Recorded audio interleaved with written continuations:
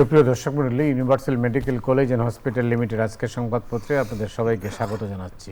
দর্শক মণ্ডলী, আমাদের সঙ্গে রয়েছেন রাজনৈতিক বিশ্লেষক ডক্টর সায়ন্ত সাখাওয়াত।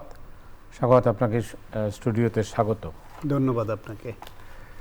আজকে দিনের খবর হচ্ছে দৈনিক ইত্তেফাকে বিএনপির ইশতেহারে 9 বিষয়ে অগ্রাধিকার, এবার নতুন বাংলাদেশ গড়ার ঐতিহাসিক সুযোগ এসেছে।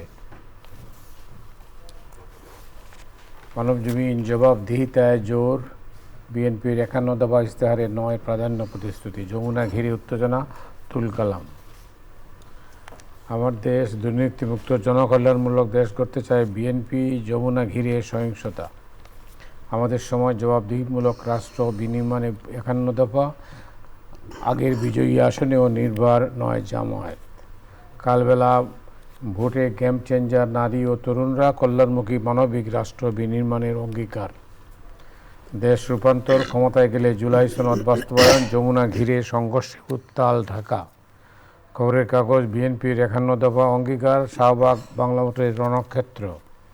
আলোকিত বাংলাদেশ, সমৃদ্ধ বাংলাদেশ গড়তে 51 দফা পরিকল্পনা। করতোয়া বিএনপির 9টি প্রধান প্রতিশ্রুতি শিরোনাম দেখলাম।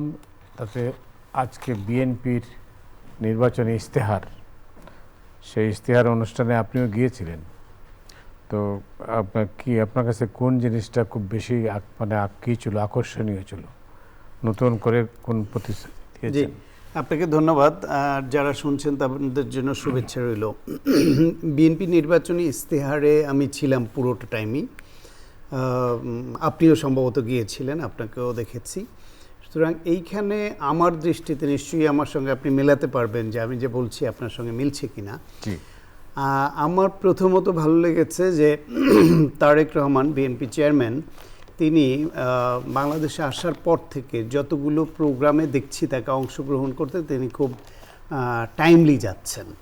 তো এইখানেও তিনি সেরকম প্রায় টাইমলি আসছেন এবং এসে অনুষ্ঠান শুরু হওয়ার পরে সাধারণত বাংলাদেশে সবসময় আমরা ট্রেন্ড দেখেছি যে নির্বাচনী ইশতেহারের উপর ভিত্তি করে সারসংক্ষেপটা লেখা থাকে, সেই লিখিত কথাটা দলের প্রধান এসে পাঠ করেন, বলেন।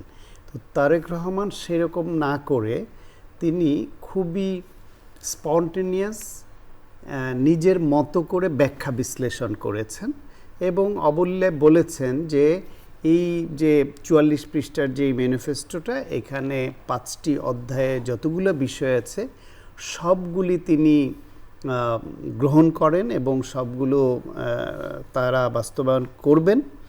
কিন্তু যে বিষয়গুলো তার ব্যক্তিগতভাবে বেশি ভালো লেগেছে এবং বেশি গুরুত্বপূর্ণ মনে করেছেন, সেই বিষয়গুলো তিনি জোর দিয়ে ব্যাখ্যা বিশ্লেষণ করে বোঝাচ্ছেন। এবং প্রতিটা বিষয় ধরে ধরে তিনি শুধু হেডলাইন পড়ে বা ওই রিডিং পড়ার মতো পড়ে ছেড়ে দেননি। তিনি যে ব্যাখ্যা বিশ্লেষণ দিয়েছেন তাতে এই জিনিসটা আমার মনে হয়েছে যে এটা শুধুমাত্র তার একটা বিশেষজ্ঞ টিম করেছে ইশতেহার প্রণয়নের জন্য, তার রাজনীতিবিদদের দিয়ে সেই টিম এটা তৈরি করেছে। তৈরি করে তিনি সারা দেশ চষে বেরিয়েছেন নির্বাচনী প্রচারে, ফাইনালি তার হাতে এটা ধরিয়ে দিয়েছে এবং তিনি সেটা উপস্থাপন করলেন। বিষয়টা তেমন নয়।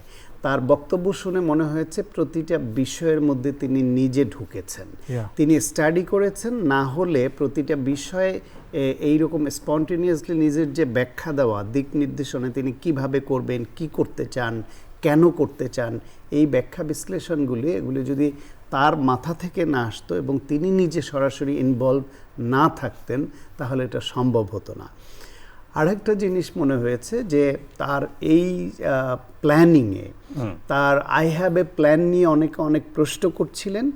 আজকে তিনি দ্য প্ল্যান দিয়ে যে 5টা অধ্যায় এবং এটা দিয়ে তিনি ক্লিয়ার করেছেন। তার প্ল্যান হচ্ছে বিএনপির প্রতিষ্ঠাতা, স্বাধীনতার ঘোষক শহীদ প্রেসিডেন্ট জিয়াউর রহমানের 19 দফা, তার ধারাবাহিকতায় পরবর্তীতে ম্যাডাম খালেদা জিয়ার ভিশন 2030 এবং তারপরে বিএনপির যে রাষ্ট্র মেরামতের যে 31 দফা, যেটা তারেক রহমানের তত্ত্বাবধানে হয়েছে। এই যে পর্যায়ক্রমে এই ধারাবাহিকতা এবং সেই ধারাবাহিকতার প্রেক্ষিতে যে বাস্তবায়ন বাংলাদেশটা তিনি দেখাতে চান এবং নতুন বাংলাদেশ উপহার দিতে চান। এই সামগ্রিক বিষয়টা ধারাবাহিকতা মেনেই তিনি বলছেন তার প্ল্যান। সুতরাং তার প্ল্যান নিয়ে যারা ভিন্ন বক্তব্য এবং নানান রকমের প্রশ্ন তুলছিলেন সেই সুযোগটা আর থাকলো না। দ্বিতীয় হলো, এইখানে তার অতীতের বক্তব্যের মতোই এইবারও তিনি প্রতিহিংসা, প্রতিশোধ এগুলা পরিহার করতে বলেছেন যে সবাই মিলে দেশকে এগিয়ে নিয়ে যেতে হবে। আর একটা বিষয় হচ্ছে মেরিটোক্রেসির দিকে তিনি খুব জোর দিয়েছেন। বলছেন যে দেখেন, এই যে গণঅভ্যুত্থানটা হলো তার শুরুটা তো বৈষম্য বিরোধী আন্দোলন দিয়ে, এবং বৈষম্য বিরোধী আন্দোলনের মূলে ছিল কিন্তু মেধার ভিত্তিতে নিয়োগ। তিনি আলাদাভাবে এইখানে হেডলাইন আছে মেরিটোক্রেসির মাধ্যমে রাষ্ট্র বিনির্মাণ করা বাংলাদেশকে। সেই ক্ষেত্রে বলেছেন যে যদি কেউ ভিন্ন রাজনৈতিক মতাদর্শেরও হয়, তিনি যদি মেধার জোরে যোগ্য হন তাহলে তাকে সেই পদে দিতে হবে। কারণ এই যে এত নির্বাচনী ম্যানিফেস্টো, এত পরিকল্পনা, এত কিছু তারা করবে বা সরকার করবে বলে রেডি করছে, তিনি বলছেন যে যিনি কাজটা এক্সিকিউট করবেন তিনি যদি যোগ্য না হন তাহলে এর কোনোটাই তো পারবে না। সুতরাং এইখানে দলমত দেখা যাবে না, এখানে মেধাকে গুরুত্ব দিতে হবে। স্বাস্থ্য খাতে দেখেন, বাংলাদেশে এই যে এত রোগ ব্যাধি, এটা আমরা কিছু রোগকে বলি নন কমিউনিকেবল ডিজিজ, যেগুলো বিভিন্ন কারণ হয়, স্ট্রোক, হার্ট অ্যাটাক, তামাকজাত দ্রব্যের ব্যবহারের কারণে ক্যান্সারের সংখ্যা বাংলাদেশে সাংঘাতিকভাবে বেশি, কিডনি রোগ, এই ডায়াবেটিস, এই অনেকগুলো রোগ, এই রোগগুলো হচ্ছে অসতর্কতার জন্য, অসচেতনতার জন্য প্রতিরোধমূলক ব্যবস্থা থাকা সত্ত্বেও আমরা এটা প্রতিরোধ করতে পারছি না। আমাদের জীবনযাপন, খাদ্যাভ্যাস, আমাদের স্যানিটেশন মেনটেন না করা, স্বাস্থ্যসম্মতভাবে না চলা। সেই জন্য তিনি বলছেন যে এইখানে 1 লক্ষ স্বাস্থ্যকর্মী নিয়োগ দিবেন, দেশের মানুষকে বাড়ি বাড়ি গিয়ে নানানভাবে স্বাস্থ্য সচেতন করার জন্য, যাতে এই রোগগুলি প্রতিরোধ করা যায়। আর একটা হচ্ছে, রাষ্ট্র বিভিন্ন জটিল রোগগুলোর দায়িত্ব কিভাবে নেবে, পাবলিক প্রাইভেট পার্টনারশিপ করে, ধরেন ক্যান্সারের মতো লোক বা কিডনি ডায়ালাইসিসের মতো লোক, যেটা সরকারি হাসপাতালে সবসময় এখনও অপ্রতুল, সেই পর্যায়ে নেওয়া না নেওয়া পর্যন্ত তিনি প্রাইভেট হসপিটালের সঙ্গে যদি চুক্তিবদ্ধ হয় সরকার যে এই রোগীদের এইখানে চিকিৎসা হবে, তার ব্যয় বহন করবে সরকার, সেটা একটা ভালো উদ্যোগ। এরকম স্বাস্থ্য খাত, এই যে কার্ড, কৃষকদের জন্য কার্ড, ই হেলথ কার্ড, ফ্যামিলি কার্ড, এই সবগুলো একটা মানে ফ্যামিলি কার্ড কি সব দলের লোকেরা পাবে, দলমত নির্বিশেষে? হ্যাঁ, সেটাও তো তিনি বলছেন। ফ্যামিলি কার্ডটা দেশের সব নারীদের নামে হবে, প্রত্যেক ফ্যামিলির। তবে যারা প্রান্তিক জনগোষ্ঠী, নিম্ন আয়ের এবং অভাবে চলে, সেই রকমভাবে তালিকা করে তাদের আগে দেয়া হবে এবং আগে সেইভাবে করা হবে। এই ক্ষেত্রেও তিনি দলমত নির্বিশেষে করবেন, যারা সত্যিকার এটার প্রাপ্য হওয়ার যোগ্য তারাই পাবেন এটা, সেই দিকটা তিনি তুলে ধরেছেন।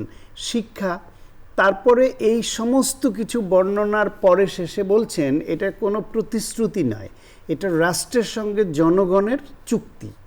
এবং এই শেষে গিয়ে তিনি 3টা জিনিসের উপর জোর দিয়েছেন। বলেছেন যে এই যে এত প্ল্যানিং, এই যে এত কথা, এত প্রতিশ্রুতি, এত অঙ্গীকার, এর কোনোটাই কাজে আসবে না, কোনোটাই বাস্তবায়ন সম্ভব হবে না যদি 3টা জিনিস নিশ্চিত করা না যায়। এক হচ্ছে দুর্নীতি দূর করা, হচ্ছে আইনের শাসন প্রতিষ্ঠা করা, আর জবাবদিহিতা। একটা রাষ্ট্রে যদি দুর্নীতি দূর করা যায়, একবারে দুর্নীতি দূর করা পৃথিবীর কোনো দেশেই সম্ভব না, কিন্তু এটাকে যতটা সম্ভব কঠোর হস্তে দমন করে সহনীয় মাত্রায় আনা, সেটুকুও যদি আমরা পাই, পাশাপাশি যদি আইনের শাসন প্রতিষ্ঠা হয়, বিচার বিভাগের স্বাধীনতা নিশ্চিত হয়, এবং সেই ক্ষেত্রে আমি আশা করি তিনি আজকে যে কথাটা বলেছেন ব্যক্তিগত উপলব্ধি থেকে, যে বিচার বিভাগ যদি ঠিক পথে না যায়, তারা যদি বায়াসড হয়, স্বাধীন না হয়, তাহলে একটি ব্যক্তি, পরিবার কতটা ক্ষতিগ্রস্ত হতে পারে তার উৎকৃষ্ট উদাহরণ হিসেবে তিনি তার পরিবারকে, তাকে, তার মাকে উপস্থাপন করেছেন যে তারা ভুক্তভোগী।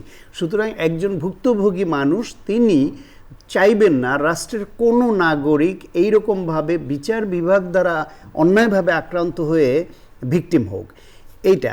এবং এই সব কিছুই তিনি যেভাবে বর্ণনা করেছেন, তার বর্ণনার মধ্যে উন্নত রাষ্ট্রের কিভাবে পরিচালিতার ছাপ আছে। আপনি দেখেন ট্রেনের যে কানেক্টিভিটির কথাটা বলেছেন, এইটা পৃথিবীর উন্নত রাষ্ট্রগুলোর আদল।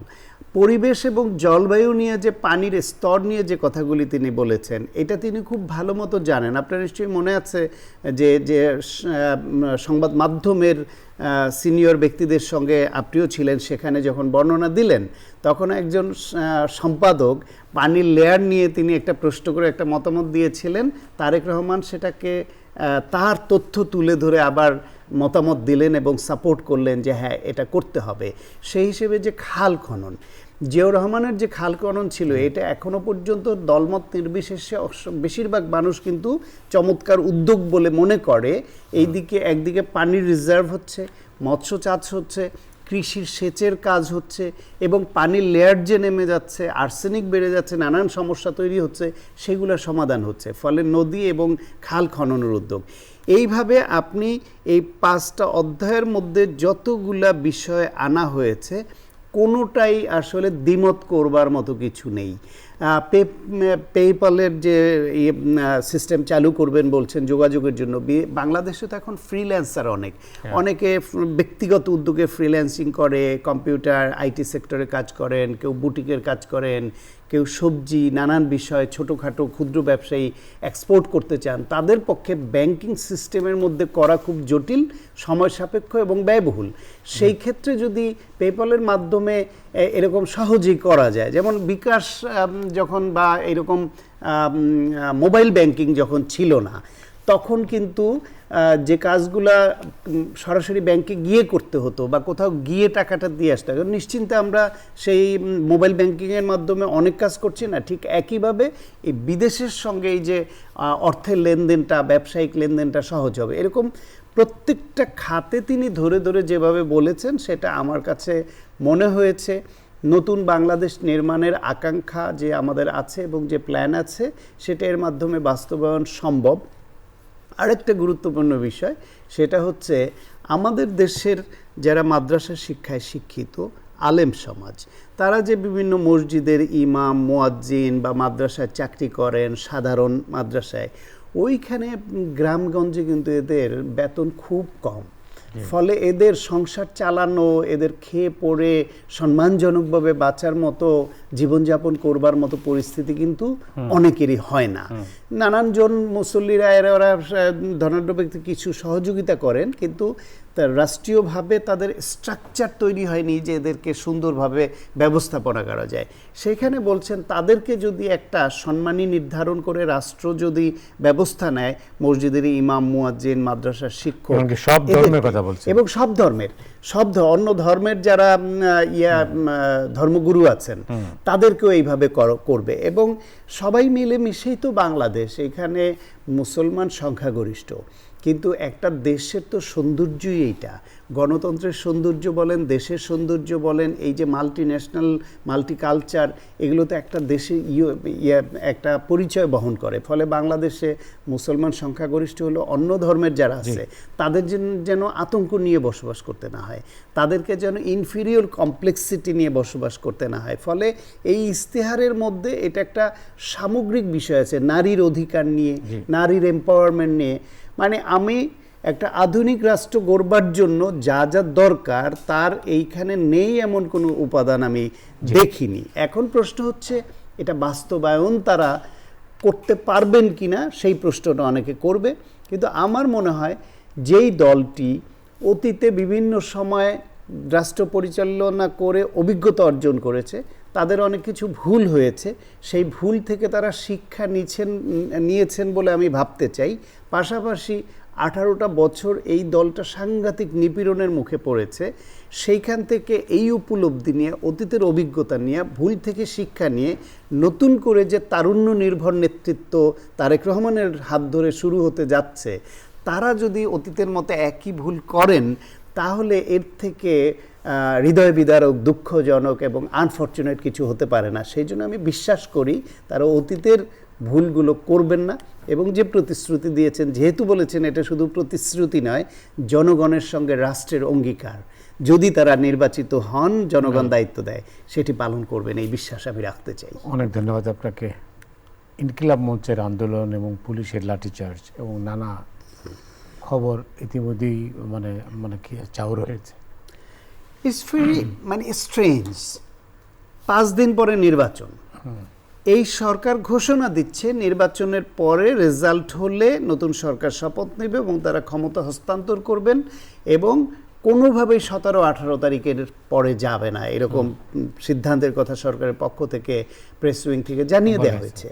তাহলে সেই অবস্থায় এখন যেখানে একটা জাতীয় নির্বাচন মানে একটা মহাকর্মযজ্ঞ, সেখানে আইন শৃঙ্খলা পরিস্থিতি কী হবে, নির্বাচন কী হবে, রাজনৈতিক দলগুলোর মধ্যে সহিংসতা, এই হানাহানি, ব্যক্তিগত আক্রমণ, নানান কিছু বাড়ছে, এআই ব্যবহার করে নানান চরিত্র হননের কার্যক্রম চলছে। সেই অবস্থার মধ্যে সরকারের তো এখন নির্বাচনের বাইরে নাওয়া খাওয়ার সময় থাকার কথা না। তাদের কাছে এই যে একটা গ্রুপ হাদি হত্যার বিচার চাচ্ছে, এই সময় কেন, এই 5 দিন আগে এই সময় কেন? হ্যাঁ, স্বরাষ্ট্র উপদেষ্টা অঙ্গীকার করেছিলেন যে তারা থাকতেই এটার বিচার সম্পন্ন করবেন। পারেডি এটা 5 দিন আগে মনে হলো কেন? এটা কেন আরও 2 মাস আগে, 1 মাস আগে, কেন আরও 2 সপ্তাহ 3 সপ্তাহ আগে মনে হলো না? তখনই তো প্রেশার ক্রিয়েট করা যেত। হাদি হত্যার তো এটা শুধু ইনকিলাব মঞ্চের চাওয়া না, এইটা আওয়ামী ফ্যাসিবাদের বাইরে এদেশের সকল শক্তির চাওয়া। তারেক রহমান বিদেশ থেকে এসে, লন্ডন থেকে দেশে ফিরে তার পরের দিনই তো হাদির কবর জিয়ারত করতে গেছেন, দোয়া করতে গেছেন। বাংলাদেশের মানুষ ভালোবাসে এবং চায় বলেই তো জাতীয় কবি নজরুল ইসলাম, কাজী নজরুল ইসলামের কবরের পাশে হাদির কবর হতে পেরেছে। এই ভাগ্য কজনের ভাগ্যে জোটে? আপনি সারা জীবন এই দেশের জন্য এত কন্ট্রিবিউশন করেছেন, সাংবাদিকতা এত অবদান রেখেছেন, আপনি তো আশা করতে পারেন যে ওইখানে আপনার জায়গা হবে বা কার জায়গা হবে। ডক্টর মোহাম্মদ ইউনূস আশা করতে পারে তার জায়গা এখানে হবে। হাদিকে দেশের মানুষ এতটা ভালোবেসে তার অবস্থানকে গ্রহণ করে নিয়েছে। সুতরাং হাদির বিচার তো আমরা সবাই চাই, কিন্তু সেই বিচার চাওয়ার নামে আজকে ইনকিলাব মঞ্চ কোন শক্তির দ্বারা ব্যবহৃত হলো যে 5 দিন আগে তারা এইখানে গিয়ে এরকম একটা পরিস্থিতি তৈরি করলো বিএনপির ইশতেহার ঘোষণার দিন, যেখানে আজকে আলোচনায় সমালোচনায় বিভিন্ন বিষয়ে আজকে মূল ফোকাসে থাকার কথা এই বিএনপির নির্বাচনী ইশতেহার প্রকাশটা। এমনকি ফেসবুকে কারো কারো মন্তব্য দেখে, ভার্চুয়াল মিডিয়ায় বিভিন্ন জায়গায় দেখছি যে ওই এদের বিশেষ গোষ্ঠীর যারা চিহ্নিত, যারা আমাদের এখন কথায় কথায় গালি দেয়, তাদের স্ট্যাটাস দেখছি যে তোরা বিএনপি রইলি, মানুষ হইলি না, মানে আজকে ইশতেহার দিতে হলো। এই ইশতেহার তো আগে থেকে ডেট ঘোষণা করা, ভেন্যু ঠিক করা, সব প্রস্তুতি নেওয়া, আর দুপুরবেলা তারা এখানে বিকেলবেলা গিয়ে সংঘর্ষ করবে আর গালি দিবে বিএনপিকে। এই গালি দেওয়া দেখে, তাদের মনোভাব দেখে বোঝা যায় যে এর পেছনে অন্য কোনো উদ্দেশ্য আছে, কোনো পরিকল্পনা আছে। ইনকিলাব মঞ্চ এখানে ব্যবহৃত হয়েছে কোনো বিশেষ গোষ্ঠী দ্বারা, দেশের বাইরে থেকে ইনফ্লুয়েন্স পাচ্ছে আর দেশের ভেতর থেকে কারো দ্বারা ইনফ্লুয়েন্সড হয়ে ব্যবহৃত হচ্ছে। এখন এই ব্যবহৃত হওয়ার পেছনে যদি সাদামাটাভাবে বলি, তাৎক্ষণিক যে বিষয়টা বিএনপির নির্বাচনী ইশতেহারকে কিছুটা আলোচনায় কম আসে যাতে সেই ব্যবস্থা করা, এই খুচরা শয়তানি। কিন্তু বড় গুরুতর কোনো ষড়যন্ত্র আছে কিনা যে নির্বাচনকে বানচাল করার দিকে কোনোভাবে নিয়ে যায় কিনা। কিন্তু সেই ক্ষেত্রে দেখেন, নির্বাচন বানচাল করতে যদি এই কোনো গোষ্ঠী যদি চায়, সেই চাওয়াটা আওয়ামী লীগের সঙ্গে ম্যাচ করে যায়, তখন এর মধ্যে আওয়ামী লীগ ঢুকে পড়বে এবং ঢুকে পড়ার আশঙ্কা তৈরি হয়েছে বলেই আবার ইনকিলাব মঞ্চ থেকেই এ সন্ধ্যার পরে 8টার পরে ফেসবুকে স্ট্যাটাস দিয়ে বলা হয়েছে সবাইকে নিরাপদে সরে যেতে। ইতিমধ্যে আওয়ামী লীগ অ্যাক্টিভ হয়েছে, তারা ঢুকে পড়বে। তার মানে এই মেসেজটা তাদের কাছে গেল। তাইলে এই যে আওয়ামী লীগ অ্যাক্টিভ হয়েছে এবং ঢুকে পড়বে, এই পর্যন্ত নিল কেন তারা তো এই ইনকিলাব মঞ্চের যারা আছে, হাদি হত্যার বিষয়ে সরকার তো অত্যন্ত সংবেদনশীল এবং কিন্তু এই সময়টা আপনি যেটা বলেন 5 দিন এখন কি করবে তারপরেও যদি করতে চায়, সেই ক্ষেত্রে তো সরকার তো এদের প্রতি সহানুভূতিশীল। হাদির ভাইকে চাকরি দেওয়া, তাদেরকে এই যে সসম্মানে এই যে জাতীয় কবির পাশে কবর দেওয়া, এই হত্যাকাণ্ডে জড়িতদের গ্রেফতারের সর্বোচ্চ চেষ্টা করা, সবই তো করেছে। বিচার তো মুখের কথা না যে চাইলেই 3 দিনে করে ফেলা যায়। এই সরকার গিয়ে অন্য সরকার আসলো, হাদির ব্যাপারে কেউ বিচারে গাফিলতি করবে, এইটা গ্রহণযোগ্য হবে না, মানুষ ভালোভাবে নেবে না এবং এটা কেউ করবে না। বরং এই বিচারটা সুষ্ঠুভাবে করে দ্রুত করে সবাই আরও ক্রেডিট নিতে চাইবে। সেই জন্য এইটা নিয়ে এত চিন্তিত হওয়ার মতো কিছু না যে নির্বাচনের 5 দিন আগে এই পরিস্থিতি তৈরি করতে হবে। এমনকি যে চাকরির গ্রেডের জন্য যারা আন্দোলন করছে সেই আন্দোলনকারীরাও এই 5 দিন আগে কেন নামলো সেইখানেও কাদের ইন্ধন আছে নিশ্চয়ই সরকারের গোয়েন্দা বাহিনী সেটা খুঁজে বের করবে। তবে কোনো গোষ্ঠীর কোনো চক্রান্তে যদি নির্বাচন ভণ্ডুল হওয়ার দিকে যায়, দেশে একটা গৃহযুদ্ধ হবে, এই দেশের ধ্বংস অনিবার্য। সেই পরিস্থিতি থেকে উত্তরণ করতে হলে নিশ্চয়ই একটাই সমাধান, বিশেষ একটা গোষ্ঠীর ক্ষমতা গ্রহণ করা। এবং সেই বিশেষ গোষ্ঠী ক্ষমতা গ্রহণ করলে আজকে যারা সরকারে আছে এরা স্রেফ অবৈধভাবে আছে, শুধুমাত্র গণ অভ্যুত্থান এবং বিপ্লব পরবর্তী সরকার সেই হিসেবে। এদেরকে সাংবিধানিকভাবে বৈধতা পেতে হলে অবশ্যই জাতীয় সংসদের নির্বাচিত সাংসদ দ্বারা এদেরকে ইন্ডেমনিটি দিতে হবে, এদের এটা রেটিফাই করতে হবে সব কিছু। সেটা করবার আগেই যদি অন্য কারো হাতে ক্ষমতা চলে যায় এরা তো কেউ বাঁচবে না, এদের সবার জেলে যেতে হবে, বিচারের মুখোমুখি হতে হবে অবৈধভাবে ক্ষমতা দখল করবার অভিযোগে। রাজনৈতিক দলগুলোর মধ্যে হানাহানি বাড়বে, গণতন্ত্র ব্যাহত হবে, অর্থনীতি মুখ থুবড়ে পড়বে, সংবাদ মাধ্যমের স্বাধীনতা থাকবে না। আজকে আপনার সামনে আমি যে কথা বলছি আপনি প্রশ্ন করছেন এবং নির্বিঘ্নে বলতে দিচ্ছেন, এই আমাদের কথা বলার সুযোগ সংকুচিত হয়ে যাবে বা বলতেই হয়তো পারবো না। তাহলে কি আমরা ওই বাংলাদেশ চাই? নির্বাচিত সরকার আসলে ভুল ত্রুটি হতে পারে, সমস্যা থাকতে পারে, আমরা কথা বলবো, সমালোচনা করব, আন্দোলন হবে, প্রেশার ক্রিয়েট হবে, তারা দেশ চালাবে। ভালো চালাইতে না পারলে 5 বছর পর আমরা রায় দিয়ে আবার পরিবর্তন করে ফেলতে পারবো, যেহেতু নন পার্টিজান কেয়ারটেকার গভর্নমেন্টের অধীনে নির্বাচন হবে। তো নির্বাচন ভণ্ডুল করা না হওয়া শুধু বিশেষ একটা গোষ্ঠী এবং পতিত আওয়ামী লীগ লাভবান হবে, কিন্তু তাদের হয়ে খেলছে যারা, তারা আবার নিজেদেরকে গণ অভ্যুত্থানের পক্ষের শক্তি দাবি করবে, গণতন্ত্রের পক্ষের শক্তি দাবি করবে, রাজনৈতিক শক্তি দাবি করবে। এটা তো হয় না, কারণ তাদের এই সুযোগ না পেলে তো আওয়ামী লীগ এটা করার সুযোগই পায় না। দেখেন ইন্ডিয়া থেকে অনেক কথা বলেছে আওয়ামী লীগের নেতারা, একটা মিছিল মিটিং বের করেছে আওয়ামী লীগ লোকালি, কারণ তারা বুঝতে পারছে যে ওনারা লুটপাট করেছেন, ওনারা এখানে ফ্যাসিবাদ কায়েম করেছেন, দম্ভ দেখিয়েছেন, তারপরে গণহত্যা করে পালিয়েছেন, ওইখানে নিরাপদে আছেন তারা, আর তারা এইখানে কর্মীদেরকে উস্কে দিচ্ছে কর্মীরা বিপদে পড়ুক, কর্মীরা গ্রেফতার হোক, জেলে যাক, তারা এখানে বিপদগ্রস্ত হোক, তার ব্যবসা কার্যক্রম নষ্ট হোক। সেটা তো এইখানকার আওয়ামী লীগের কর্মীরা অত বোকা না যে করবে। এই মুহূর্তে করণীয় কি তাইলে?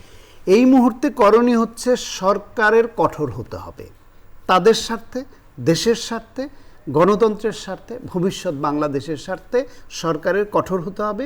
এবং সেনাবাহিনী যেহেতু এখানে বড় একটা স্টেক হোল্ডার এবার নির্বাচনে, সেনাবাহিনীকে সর্বোচ্চ পাওয়ার দিয়ে নির্বাচনে তাদের কাজে লাগাতে হবে, যে একটা সুষ্ঠু নির্বাচন আমরা চাই, জনগণ যেন ভোট দিতে পারে, সেই ভোটটা যেন কাউন্ট হয়। নির্বাচনে ইঞ্জিনিয়ারিং হবে বলে নানান রকমের যে চাউর হয়েছে কথা, সেটা যেন বাস্তবায়িত না হয়।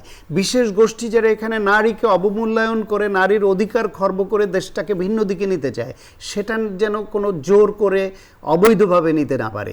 এইখানে তারা যে ভোটের জাল সিল বানাচ্ছে, ভোটের জাল ব্যালট বানাচ্ছে, এটা এক জায়গায় ধরা পড়েছে। এইটা যেন ব্যাপক নজরদারিতে আনা যায়, যে কেউ যেন করতে না পারে।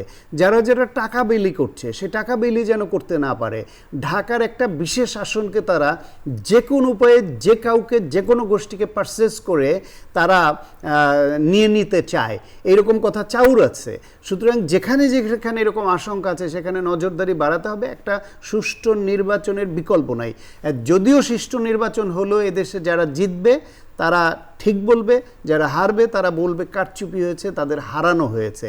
তারপরও মানুষ বুঝবে, আন্তর্জাতিক সম্প্রদায় যারা এটা পর্যবেক্ষণ করে তারা বুঝবে। সংবাদ মাধ্যমের চোখ কান এখন খোলা, এখন প্রত্যেকটা মানুষের হাতে ক্যামেরা, প্রত্যেকটা মানুষই একজন পর্যবেক্ষক। নিশ্চয়ই মানে কিতে দেখেছেন, সংবাদ মাধ্যমে দেখেছেন যে 10,000 পর্যবেক্ষক একটা সংস্থা।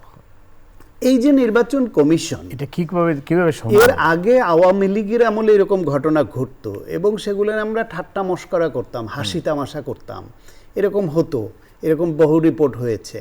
2018 সালের নির্বাচনে কানাডা থেকে দুজনে এসেছিলেন অন্যান্য দেশের, তারাও ভুয়া, এবং এই দেশে এসেও তারা প্রতারিত হয়েছেন, সেই সব আমরা জানতাম। কিন্তু এইবার গণঅভ্যুত্থানের পরে যেখানে ডক্টর মোহাম্মদ ইউনূস বলছেন ইতিহাসের সেরা নির্বাচন উপহার দিবেন, সেই সেরা নির্বাচনের সেরা পর্যবেক্ষকদের মধ্যে এক ব্যক্তি সর্বস্ব, একটা সংগঠন পাশা, তার 10,000 পর্যবেক্ষক, তার একজন ব্যক্তি ঢাকার বাইরে সুনামগঞ্জের কোন জায়গায় একটা নিজের বাড়িতে একটা রুমে সাইনবোর্ডটা নিয়ে রেখেছেন, তার সেখানে 10,700 প্লাস পর্যবেক্ষক, তার নিজের একা।